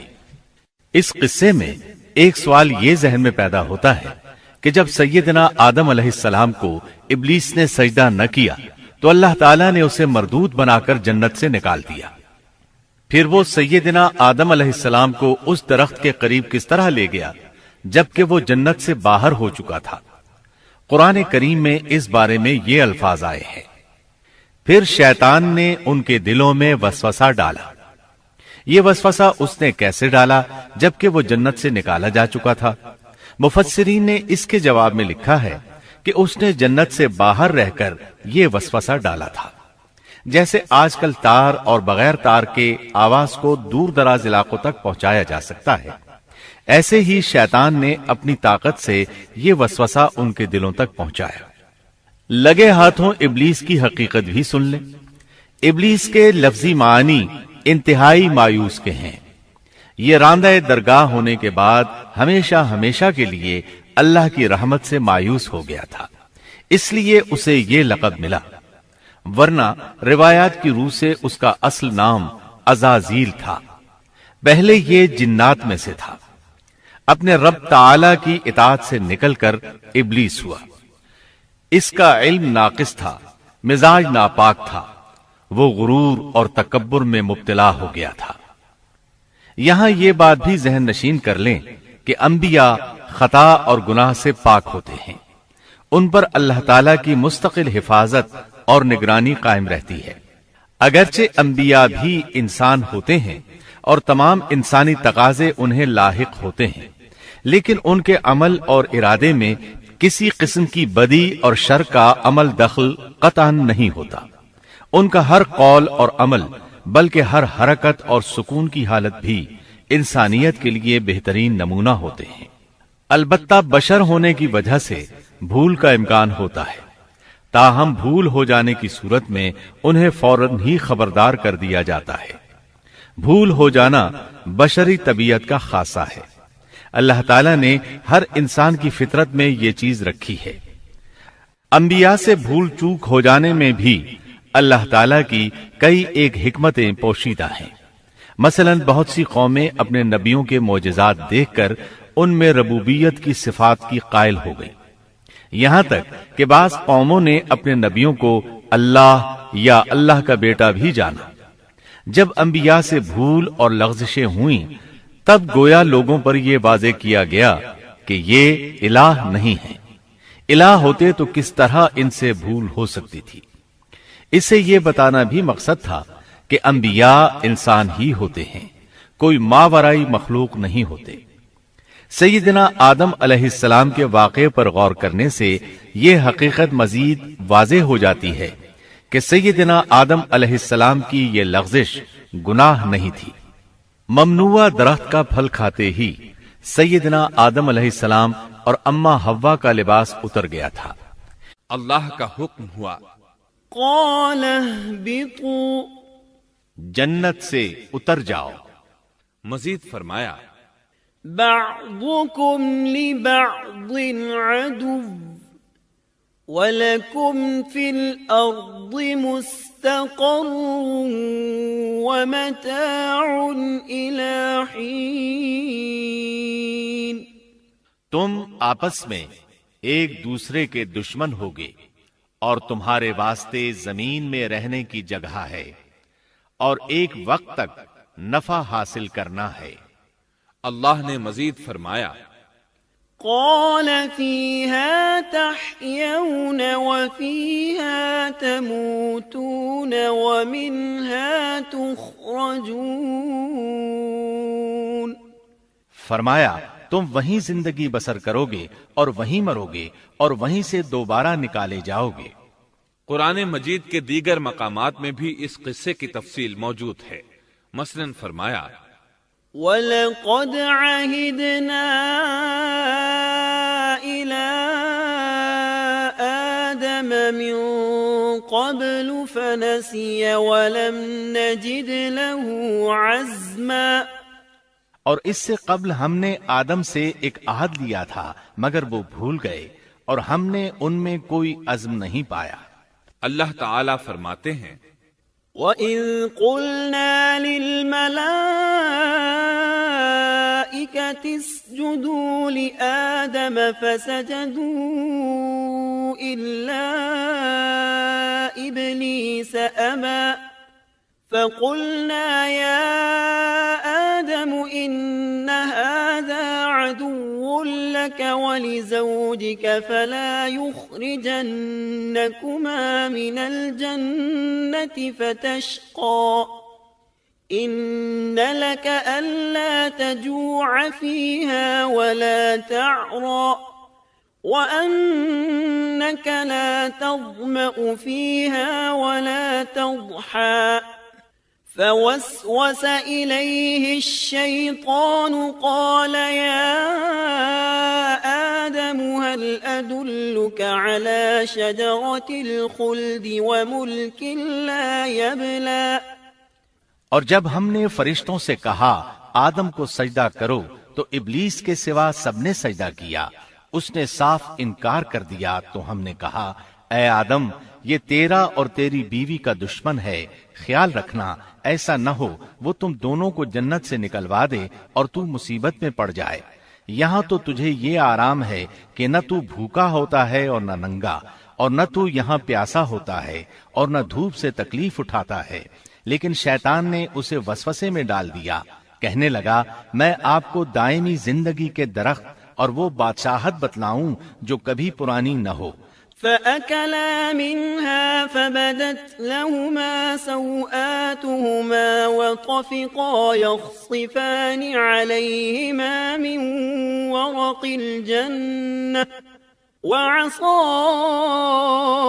آدم ربه فغوى ثم اجتباه ربه فتاب عليه وهدى قال اهبطا منها جميعا بعضكم لبعض عدو فإما يأتينكم مني هدى فمن اتبع هداي فلا يضل ولا يشقى ومن أعرض عن ذكري فإن له معيشة ضنكا ونحشره يوم القيامة أعمى۔ چنانچہ ان دونوں نے اس درخت سے کھایا، پس ان کے ستر کھل گئے اور وہ بہشت کے پتے اپنے اوپر چپکانے لگے۔ آدم نے اپنے رب کی نافرمانی کی، پس بہک گیا۔ پھر اس کے رب نے نوازا، اس کی طرف توجہ فرمائی اور اس کی رہنمائی کی۔ حکم ہوا تم دونوں یہاں سے اتر جاؤ، تم آپس میں ایک دوسرے کے دشمن ہو۔ اب تمہارے پاس جب کبھی میری طرف سے ہدایت پہنچے تو جو میری ہدایت کی پیروی کرے نہ تو وہ بہکے گا نہ تکلیف میں پڑے گا، ہاں جو میری یاد سے روگردانی کرے گا اس کی زندگی تنگی میں رہے گی، اور بروز قیامت ہم اسے اندھا کر کے اٹھائیں گے۔ آدم علیہ السلام زمین پر اترے اور اپنے رب سے توبہ کے کلمات سیکھ لیے۔ وہ کلمات یہ ہیں: ربنا ظلمنا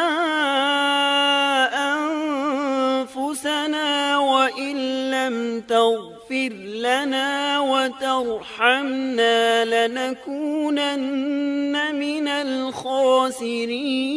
الخاسرین۔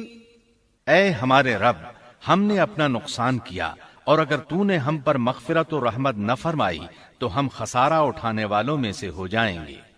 آدم علیہ السلام زمین پر اترے اور ان کے ساتھ حوا علیہ السلام بھی اتری، اور ان کے ساتھ ہی ابلیس کو بھی اتارا گیا۔ یہ کس جگہ پر اترے اس بارے میں اختلاف پایا جاتا ہے، لیکن ابن عباس رضی اللہ عنہ کی بات راجح محسوس ہوتی ہے کہ آدم علیہ السلام کو ہند میں اور حوا علیہ السلام کو جدے میں اتارا گیا۔ جب آدم علیہ السلام اتر آئے تو حوا علیہ السلام کی تلاش شروع کر دی، زمین میں ان کی تلاش میں سرگرداں ہوئے۔ آخر کار میدان عرفات میں دونوں کی ملاقات ہو گئی۔ چونکہ میدان عرفات میں دونوں نے ایک دوسرے کی معرفت حاصل کی تھی اور ان کا آپس میں تعارف ہوا تھا، لہٰذا اسی مناسبت سے اس میدان کا نام عرفات مشہور ہو گیا۔ اللہ تعالیٰ نے زمین کے اندر انسانوں کو پھیلانا شروع کیا اور زمین کو مردوں اور عورتوں سے آباد کر دیا۔ امام طبری رحمت اللہ علیہ بیان کرتے ہیں کہ حوا علیہ السلام نے آدم علیہ السلام کے لیے 20 ولادتوں میں 40 بچوں کو جنم دیا۔ ہر بار 2 بچوں کو جنم دیتی تھی، ایک لڑکا ہوتا ایک لڑکی۔ سب سے پہلا جوڑا قابیل اور اس کی بہن قمیم کا تھا۔ پھر انسانوں کی افزائش شروع ہوئی، آبادی میں اضافہ ہونے لگا۔ اللہ نے آدم علیہ السلام ہی کو ان کا نبی متعین کر دیا، وہ انہیں دین سکھاتے رہے۔ اس وقت تمام لوگ موحد تھے، خالص توحید کو اپنانے والے تھے، یعنی کان الناس امۃ واحدہ، تمام لوگ ایک ہی امت کے تھے، ان میں شرک کا شائبہ بھی نہ تھا۔ ابن جریر اور ابن کثیر رحمہم اللہ نے ابو موسیٰ اشعری رضی اللہ عنہ کی روایت بیان کی ہے، اللہ نے جب آدم علیہ السلام کو جنت سے زمین پر اتارا تو انہیں ہر چیز کی کاریگری اور صنعت کا علم تھا۔ جب وہ اترے تو عالم بھی تھے، لباس میں ملبوس بھی تھے، کام کاج کے تمام طریقوں سے باخبر بھی تھے، لوہے، آگ، لکڑی اور کپڑے کے استعمال سے بھی بخوبی واقف تھے۔ ہمارے برعکس وہ ان کاموں کو اپنی ابتدا ہی سے جان چکے تھے، کیونکہ ہم سب لوگوں کا حال یہ ہے کہ جب تک سکھایا نہ جائے ہمیں کچھ نہیں آتا۔ آج کے دور میں بعض افریقی قبائل کے افراد وحشیانہ اور غیر مہذب زندگی گزارتے ہیں۔ علماء کا کہنا ہے کہ یہ لوگ زمین پر رہنے والوں میں سے گمراہ ترین انسان ہیں۔ انہوں نے بہترین زندگی ضائع کر دی اور گھٹیا زندگی کو پسند کیا۔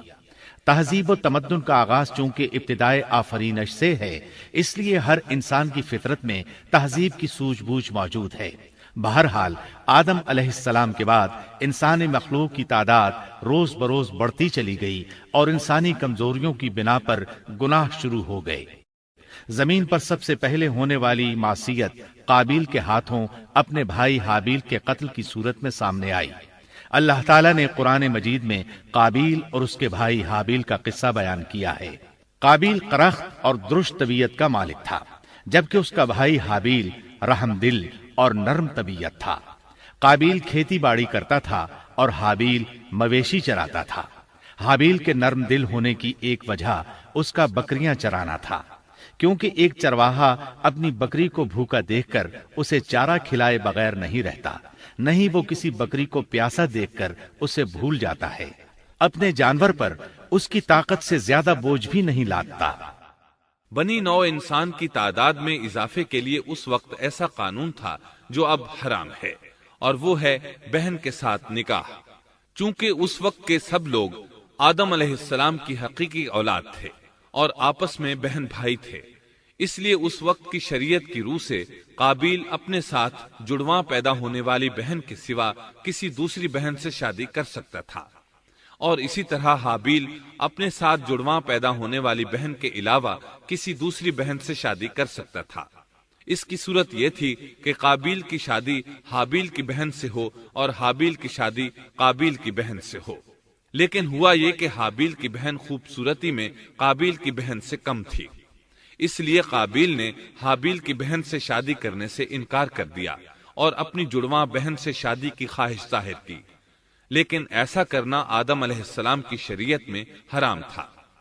آپ نبی بھی تھے اور رسول بھی۔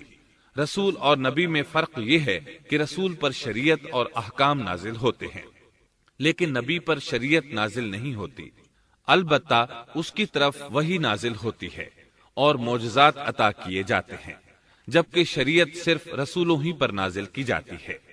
آدم علیہ السلام بھی چونکہ رسول تھے، اس لیے ان کی شریعت میں یہ قانون تھا کہ کوئی شخص اپنے ساتھ جڑواں پیدا ہونے والی بہن کے ساتھ شادی نہیں کر سکتا۔ قابیل اس شرعی حکم کی وجہ سے غضبناک ہو گیا۔ اس نے تعجب کا اظہار کرتے ہوئے اس قانون کو ماننے سے انکار کر دیا۔ آدم علیہ السلام نے ان دونوں کے درمیان فیصلہ کرتے ہوئے انہیں حکم دیا کہ دونوں اللہ کے حضور ایک ہدیہ پیش کریں۔ ہدیہ اس جانور کو کہتے ہیں جسے اللہ کے نام پر ذبح کر کے فقراء میں تقسیم کر دیا جائے۔ اس سے مقصود اللہ کے لیے اپنی نیت کو خالص کرنا ہوتا ہے۔ اس عمل کو قربانی کہا جاتا ہے۔ آدم علیہ السلام کے زمانے میں قربانی کا جو قانون تھا اس کے قبول ہونے کی نشانی طے تھی، اور وہ یہ کہ آسمان سے ایک آگ نمودار ہوتی اور اس قربانی کو جلا دیتی۔ اس کا مطلب تھا قربانی قبول ہو چکی ہے، اور اگر آگ قربانی کو نہ جلاتی تو سمجھ لیا جاتا کہ قربانی قبول نہیں ہوئی۔ آخر قربانی کا دن آ پہنچا۔ حابیل نے اپنے مویشیوں میں سے ایک بہترین جانور لیا اور قربان گاہ میں لا کر اللہ کے حضور پیش کر دیا۔ دوسری طرف قابیل نے اپنی کھیتی کے غلے میں سے ردی قسم کا غلہ قربانی کے لیے پیش کیا۔ دوسرے دن دونوں قربان گاہ پہنچے تو انہوں نے دیکھا کہ حابیل کی قربانی قبول ہو چکی ہے، جبکہ قابیل کی قربانی کو آگ نے چھوا تک نہیں تھا۔ یہ دیکھ کر قابیل حابیل پر غضبناک ہوا۔ شیطان نے بھی اسے وسوسے میں مبتلا کیا کہ اپنے بھائی کو قتل کر دے۔ اس نے اپنے بھائی حابیل کو جان سے مار ڈالنے کا پختہ ارادہ کر لیا۔ اس وقت تک روئے زمین پر کوئی انسان قتل نہیں ہوا تھا۔ انسانی تاریخ میں یہ پہلا قتل ہے جس کا ارتکاب قابیل نے کیا۔ وہ اپنے بھائی حابیل کے پاس گیا اور اس سے بولا، میں تجھے قتل کر دوں گا۔ جواب میں حابیل نے کہا، اگر تو مجھے قتل کرنے کی کوشش کرے گا تو میں اپنے دفاع میں ہاتھ نہیں اٹھاؤں گا، اس لیے کہ میں چاہتا ہوں تو اپنے دیگر گناہوں کے ساتھ میرے قتل کا گناہ بھی اٹھا لے، تیرے گناہ زیادہ ہو جائیں۔ چنانچہ ایک تاریک رات میں حابیل سویا ہوا تھا کہ قابیل ایک بڑا سا پتھر اٹھا کر اس کے پاس آیا۔ اس نے وہ پتھر اپنے بھائی کے سر پر دے مارا۔ اس طرح اس نے حابیل کو قتل کر دیا۔ روئے زمین پر قتل کی ابتدا کر دی، زمین کو پہلے خون سے رنگ دیا۔ تاریخ انسانی میں یہ سب سے پہلا جرم تھا جو قابیل کے ہاتھوں ہوا۔ قتل تو وہ کر بیٹھا، اب حیران اور پریشان ہوا کہ اس کی لاش کا کیا کرے۔ اس وقت تک نسل انسانی موت سے بھی دوچار نہیں ہوئی تھی۔ آدم علیہ السلام کی اولاد میں سے اس وقت تک کوئی فوت نہیں ہوا تھا، اس لیے قابیل کو معلوم نہیں تھا کہ مردے کے ساتھ کیا کیا جائے۔ اسی کشمکش کے عالم میں اس نے بھائی کی لاش کو کمر پر اٹھا لیا اور چل پڑا۔ چلا جا رہا تھا کہ اللہ نے 2 کوے بھیجے۔ دونوں کوے آپس میں لڑ پڑے، ایک نے دوسرے کو ہلاک کر دیا۔ اب زندہ کوا مٹی کھودنے لگا۔ اس طرح اس نے ایک گڑھا تیار کر لیا، مردہ کوے کو اس میں رکھا اور اوپر مٹی ڈال دی۔ اس طرح قابیل کو دفن کا طریقہ معلوم ہوا۔ اس نے بھی گڑھا کھودا اور حابیل کی لاش کو اس میں دبا دیا۔ وہ اپنے کیے پر نادم ضرور تھا، لیکن اس نے اللہ سے معافی نہ مانگی، جبکہ انسان کے لیے ضروری ہے کہ اس سے کوئی گناہ ہو جائے تو اللہ سے معافی مانگے۔ قابیل اور حابیل کے درمیان جو مکالمہ ہوا، اللہ تعالیٰ نے اس کا ذکر سورہ مائدہ آیت 27 تا 29 میں کیا ہے۔ اللہ فرماتے ہیں، وَاتْلُ عَلَيْهِمْ نَبَأَ ابْنَيْ آدَمَ بِالْحَقِّ إِذْ قَرَّبَا قُرْبَانًا فَتُقُبِّلَ مِنْ أَحَدِهِمَا وَلَمْ يُتَقَبَّلْ مِنَ الْآخَرِ قَالَ لَأَقْتُلَنَّكَ قال إنما يتقبل الله من المتقين لئن بسطت إلي يدك لتقتلني ما أنا بباسط يدي إليك لأقتلك إني أخاف الله رب العالمين إني أريد أن تبوء بإثمي وإثمك فتكون من أصحاب النار وذلك جزاء الظالمين۔ آدم علیہ السلام کے دونوں بیٹوں کا کھرا کھرا حال بھی انہیں سنا دو۔ ان دونوں نے ایک نذرانہ پیش کیا، ان میں سے ایک کی نذر تو قبول ہو گئی اور دوسرے کی قبول نہ ہوئی تو وہ کہنے لگا، میں تجھے مار ہی ڈالوں گا۔ اس نے کہا، اللہ تقوی والوں ہی کا عمل قبول کرتا ہے، گو تو میرے قتل کے لیے دسترازی کرے لیکن میں تیرے قتل کے لیے ہرگز اپنا ہاتھ نہیں بڑھاؤں گا۔ میں تو اللہ تعالی پروردگار عالم سے خوف کھاتا ہوں، میں تو چاہتا ہوں کہ تو میرا گناہ اور اپنا گناہ اپنے سر پر رکھ لے اور دوزخیوں میں شامل ہو جائے، ظالموں کا یہی بدلہ ہے۔ اس کا مطلب یہ تھا کہ تیرے اور گناہوں کے ساتھ میرے قتل کا گناہ بھی تیرے ذمہ لگے اور تو ظالموں میں سے ہو جائے۔ حابیل کے قتل کے بعد قابیل پر جو گزری اس کا ذکر اللہ نے سورہ مائدہ آیت 30 اور 31 میں کیا ہے۔ فطوعت له نفسه قتل أخيه فقتله فأصبح من الخاسرين فبعث الله غرابا يبحث في الأرض ليريه كيف يواري سوءة أخيه قال يا ويلتى أعجزت أن أكون مثل هذا الغراب فأواري سوءة أخي فأصبح من النادمين۔ پس اسے اس کے نفس نے اپنے بھائی کے قتل پر آمادہ کر دیا اور اس نے اسے قتل کر ڈالا، اس سے وہ نقصان والوں میں سے ہو گیا۔ پھر اللہ تعالیٰ نے ایک کوے کو بھیجا جو زمین کھود رہا تھا تاکہ اسے دکھائے کہ وہ کس طرح اپنے بھائی کی ناش کو چھپا سکتا ہے۔ وہ کہنے لگا، ہائے افسوس، کیا میں ایسا کرنے سے بھی گیا گزرا ہو گیا کہ اس کوے کی طرح اپنے بھائی کی لاش کو دفنا دیتا، پھر تو بڑا ہی پشیمان اور شرمندہ ہوا۔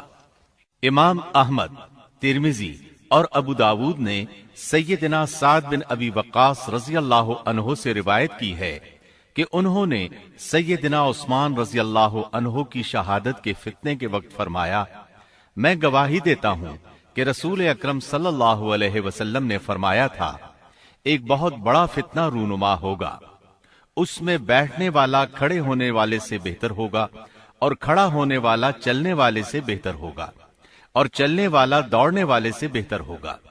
کسی نے کہا، اگر کوئی میرے گھر میں داخل ہو کر میری طرف ہاتھ بڑھائے تاکہ وہ مجھے قتل کر دے تو آپ صلی اللہ علیہ وسلم نے فرمایا، تو آدم علیہ السلام کے بیٹے کی طرح قتل ہو جا، یعنی اس فتنے میں قتل ہو جانا، حابیل کی سنت پر عمل کرتے ہوئے خود ہاتھ نہ اٹھانا، قاتل کہلانے کی بجائے مقتول ہونے کو پسند کرنا۔ اسی طرح مسند احمد کی ایک روایت میں ہے، رسول اللہ صلی اللہ علیہ وسلم نے فرمایا، دنیا میں جب بھی کوئی ظلم سے قتل ہوتا ہے تو اس کا گناہ آدم علیہ السلام کے پہلے بیٹے قابیل کی گردن پر ضرور ہوتا ہے، اس لیے کہ وہ پہلا شخص ہے جس نے ظالمانہ قتل کی ابتدا کی اور یہ ناپاک طریقہ جاری کیا۔ اس حدیث سے اس جرم کی نوعیت کا بخوبی اندازہ ہوتا ہے کہ اللہ تعالیٰ نے اس کو صرف ایک قتل قرار نہیں دیا بلکہ اس کو ایک گھناؤنی حرکت قرار دیا۔ قیامت تک آنے والے لوگ جو اس گناہ کے مرتکب ہوں گے ان کا کچھ گناہ قابیل کے حساب میں ڈالا جائے گا۔ حابیل کو قتل کرنے کے بعد قابیل نے اپنی بیوی کو ساتھ لیا اور دور دراز نرم زمین کے پاس جا کر رہائش پذیر ہو گیا اور آدم علیہ السلام کے سامنے تک نہ ہوا۔ آدم علیہ السلام پہاڑوں کے قریب ایک بستی میں رہ رہے تھے، یہ ان سے بہت دور جا بسا تھا۔ اس طرح قابیل کا آدم علیہ السلام سے رابطہ بالکل ختم ہو گیا اور اس سے ایک نئی نسل کی ابتدا ہوئی۔ فحاشی اور اریانی کو ان کے ہاں عروج حاصل تھا۔ عبادت یہ لوگ اگرچہ اللہ ہی کی کرتے تھے لیکن آدم علیہ السلام کی شریعت کے خلاف بے حیائی کے دل دادا تھے۔ تقوی کی قلت، احکام الہی کی نافرمانی اور فحاشی کا فروغ ان کے شب و روز کا معمول تھا۔ اس کے بعد لوگ دو گروہوں میں تقسیم ہو گئے، شریر اور برے لوگ قابیل کے ساتھ مل گئے اور آدم علیہ السلام کے دیگر بیٹے اور نیک لوگ آدم علیہ السلام کے ساتھ مل گئے۔ آدم علیہ السلام 960 سال زندہ رہے۔ ان کی کل عمر تو 1000 سال تھی لیکن 40 سال کم کر دی گئی۔ سیدنا ابو ہریرہ رضی اللہ عنہ بیان کرتے ہیں کہ رسول اللہ صلی اللہ علیہ وسلم نے فرمایا، جب اللہ نے آدم علیہ السلام کو پیدا فرمایا تو ان کی پیٹھ پر ہاتھ پھیرا، اس طرح قیامت تک جتنے انسان پیدا ہونے والے تھے ان کی روحیں وجود میں آ گئیں۔ پھر ہر انسان کی آنکھوں کے درمیان ایک نور رکھ کر آدم علیہ السلام کے سامنے پیش کیا۔ انہوں نے پوچھا، یا اللہ یہ کون ہے؟ اللہ نے فرمایا، یہ تیری اولاد ہے۔ ان میں سے ایک کی پیشانی کی چمک آدم علیہ السلام کو بہت اچھی لگی۔ انہوں نے پوچھا، یا اللہ یہ کون ہے؟ جواب ملا، یہ تیری اولاد میں سے بہت دور جا کر ہیں، ان کا نام داود ہے۔ پوچھا، ان کی عمر کتنی ہے؟ فرمایا 60 سال۔ آدم علیہ السلام کہنے لگے، یا اللہ 40 سال میری عمر میں سے ان کی عمر میں شامل کر دے۔ اس سلسلے میں دوسری روایت یوں آئی ہے، جب آدم علیہ السلام کی روح قبض کرنے کے لیے فرشتہ آیا تو وہ کہنے لگے، میری عمر میں تو ابھی 40 سال باقی ہیں۔ اس وقت ان کی عمر 960 سال تھی۔ انبیاء اپنی عمر سے واقف ہوتے ہیں۔ فرشتے نے کہا، کیا آپ کو یاد نہیں آپ نے اپنی عمر کے 40 سال اپنی اولاد داؤد کو ہبہ کر دیے تھے؟ رسول اللہ صلی اللہ علیہ وسلم نے فرمایا، چونکہ آدم علیہ السلام نے انکار کیا تو ان کی اولاد بھی انکار کی عادی ہے۔ آدم علیہ السلام خود بھول گئے، ان کی اولاد بھی بھولتی ہے۔ آدم علیہ السلام نے خطا کی، ان کی اولاد بھی خطا کرتی ہے۔ حابیل کے قتل کے بعد اللہ تعالیٰ نے آدم اور حوا علیہم السلام کو اس کا نعم البدل عطا کیا۔ اس کا نام انہوں نے شیس رکھا۔ شیس کا مطلب ہے اللہ کا دیا ہوا تحفہ۔ حابیل کے قتل پر آدم اور حوا علیہم السلام دونوں بہت غمگین ہوئے، اس لیے اللہ نے بدلے میں انہیں شیس علیہ السلام عطا فرمائے۔ سیدنا ابو ذر غفاری رضی اللہ عنہ سے مروی ایک صحیح حدیث میں ہے کہ رسول اللہ صلی اللہ علیہ وسلم نے فرمایا، اللہ تعالیٰ نے 104 صحیفے نازل فرمائے، ان میں سے 50 صحیفے شیس علیہ السلام پر نازل ہوئے۔ ان صحیفوں میں ایسے قوانین، اصول اور ضابطے تھے جن سے انسانیت کی زندگی منظم ہوتی ہے۔ شیس علیہ السلام نے آدم علیہ السلام سے علم حاصل کیا، لیکن آدم علیہ السلام کا تمام علم وہ حاصل نہ کر سکے، اس لیے کہ آدم علیہ السلام نے بالمشافہہ اللہ تعالیٰ سے علم حاصل کیا تھا، اور بہت سی اشیاء کا علم اللہ تعالیٰ نے انہیں سکھا دیا تھا، اس لیے وہ تمام علماء سے بڑھ کر عالم تھے۔ شیس علیہ السلام نے آدم علیہ السلام سے علوم سیکھ کر لوگوں کو سکھائے۔ لوگوں نے ان سے مختلف علوم، فنون اور پیشے سیکھے۔ انہیں شہروں میں رہنے سہنے کے بارے میں تعلیم دی، دن رات کے حسابات سے انہیں آگاہ کیا اور انہیں بتایا کہ کن اوقات میں وہ اللہ کی عبادت کریں اور عبادت کے طریقے انہیں سکھائے۔ احادیث میں اس کی وضاحت ملتی ہے۔ امام احمد رحمت اللہ علیہ بیان کرتے ہیں کہ ابو زمعہ سعدی کہتے ہیں کہ انہوں نے مدینے میں ایک شیخ کو لوگوں سے کلام کرتے دیکھا تو ان کے متعلق پوچھا، یہ کون شخص ہے؟ لوگوں نے بتایا کہ یہ ابی بن کعب رضی اللہ عنہ ہیں، بڑے صحابہ میں ان کا شمار ہوتا ہے، تمام مسلمانوں سے بڑھ کر قرآن اور اس کی تفسیر کے عالم ہیں۔ ابو زمعہ فرماتے ہیں کہ ابی بن کعب رضی اللہ عنہ اس وقت یہ واقعہ بیان کر رہے تھے کہ جب آدم علیہ السلام کی وفات کا وقت قریب آیا تو انہوں نے اپنے بیٹوں سے فرمایا، میرا جنت کے پھل کھانے کو جی چاہتا ہے۔ جنت کے پھل دنیاوی پھلوں جیسے ہی ہوتے ہیں، سیب، انار، انگور، یہ سب جنت میں موجود تھے۔ جنت کے اور دنیا کے پھلوں میں فرق یہ ہے کہ دنیاوی پھل بدبودار ہو جاتے ہیں، جبکہ جنتی پھل کبھی بدبودار نہیں ہوتے۔ اسی طرح دنیاوی پھلوں کا ذائقہ عارضی ہوتا ہے، جبکہ جنتی پھلوں کا ذائقہ ہمیشہ برقرار رہتا ہے۔ اس لیے آدم علیہ السلام نے چاہا کہ وہ جنت کے پھل کھائیں، چنانچہ ان کے بیٹے تلاش میں نکل گئے۔ انہوں نے اپنے ساتھ کلہاڑے، کدالیں اور ٹوکریاں لے لی۔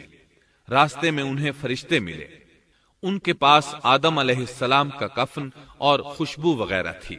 انہوں نے پوچھا، آدم کے بیٹو، کس چیز کی تلاش میں ہو؟ کہاں جا رہے ہو؟ انہوں نے جواب میں کہا، ہمارے والد مریض ہیں، انہیں جنت کے پھلوں کی خواہش ہے۔ فرشتے ان کے سامنے انسانی شکل میں آئے تھے، ان کی بات سن کر بولے، واپس جاؤ، تمہارے والد فوت ہونے کے قریب ہیں، اب ان میں اتنی طاقت نہیں رہی کہ پھل کھا سکیں۔ جب فرشتے آدم علیہ السلام کی روح قبض کرنے کے لیے آئے تو حوا علیہ السلام نے انہیں پہچان لیا۔ وہ بلند آواز سے آدم علیہ السلام کو پکارنے لگی، ان کے ساتھ چمڑ گئیں۔ آدم علیہ السلام بولے، مجھ سے الگ ہو جاؤ، پہلے بھی مجھے تمہاری وجہ سے مصیبت پہنچی تھی، میرے اور میرے رب کے فرشتوں کے درمیان سے ہٹ جاؤ۔ پھر فرشتوں نے آدم علیہ السلام کی روح قبض کی، انہیں غسل دیا، کفن پہنایا، خوشبو لگائی، آپ کی قبر کھودی، پھر انہوں نے آدم علیہ السلام کی نماز جنازہ ادا کی۔ اس کے بعد انہیں قبر میں اتارا، پھر اوپر مٹی ڈال دی اور بولے، آدم کے بیٹو، تمہارے لیے یہی طریقہ ہے۔ اس وقت تک لوگ کفن دفن کے احکامات سے واقف نہیں تھے، انہیں علم نہ تھا کہ قابیل نے اپنے بھائی کو کیسے دفن کیا تھا، اس لیے فرشتوں کو بھیجا گیا تاکہ تدفین کا طریقہ بتا دیں۔ تو اس طرح انسان کو دفن کرنے کا طریقہ معلوم ہوا جو فرشتے لے کر آئے تھے۔ آدم علیہ السلام نے اپنی 960 سال کی مکمل زندگی میں سوائے اس درخت کا پھل کھانے کے اور کوئی خطا نہیں کی۔ آپ کی وفات کے 1 سال بعد حوا علیہ السلام بھی وفات پا گئیں۔ یہ تھا ہمارے باپ سیدنا آدم علیہ السلام کا اسوہ اور سیرت طیبہ کا حال۔